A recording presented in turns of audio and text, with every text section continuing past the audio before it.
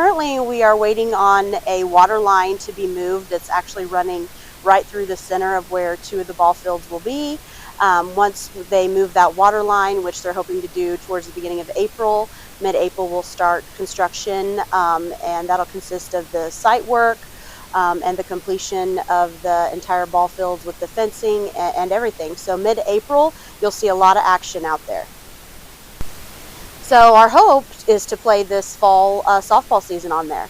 They've assured me, barring the spring weather, as long as it's not too wet this spring and summer, that it should be ready by August 1st. So we've had a couple of donations, one of which I already posted just this past fall, but another large donation, which is the construction of the entire concession stand area, is from the Milan Athletic Booster Club. Super excited for that to happen and for our athletic booster club to be in a position to where they can donate that for our kids in our community. So next year's school calendar looks very similar to this year. Again, with the 4-day school week, there's not a lot of different options. One option that I did take to the teachers was having the entire week of Thanksgiving off, but that was going to add some additional Mondays that the staff was not super excited about. So we kept it super traditional, and so next year's school calendar will literally mirror this year's. So a couple of pieces of legislation that's out there is definitely the governing board by the state when it comes to MSHA. MSHA has all the rules and regulations for our student athletes, and for the most part they do a very, very nice job with what they've got going on, just like any other entity that has a governing body. But the state getting involved with MSHA would be very interesting and could have quite an impact for all of us. So watch out for that one and see where that one's headed. The other one is the A through F report card.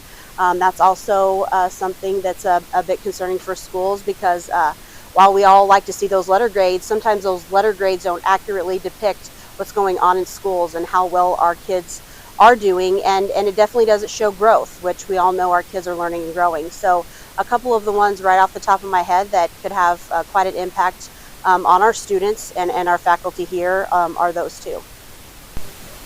Kind of a scary day for us here in our community, but what I want everyone to know is that ICE was never in our building.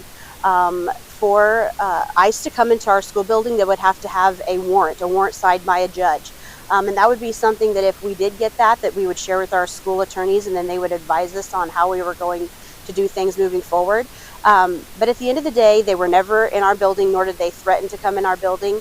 And our code yellow was so that we could make sure, number one, that we had our kids exactly where we wanted them to be, and to stop rumors and unwanted conversations. And so kids didn't hear things that was very, very scary to them. So yesterday, while it was extremely scary for our community, and I feel for a lot of our families and our students, they were not in our school building, and we will do everything that we can to make sure that while kids are here during the school day, that they are safe, and that nothing would happen without parent involvement and conversation. Parents would know the entire time with anything that would have to go on with that. So.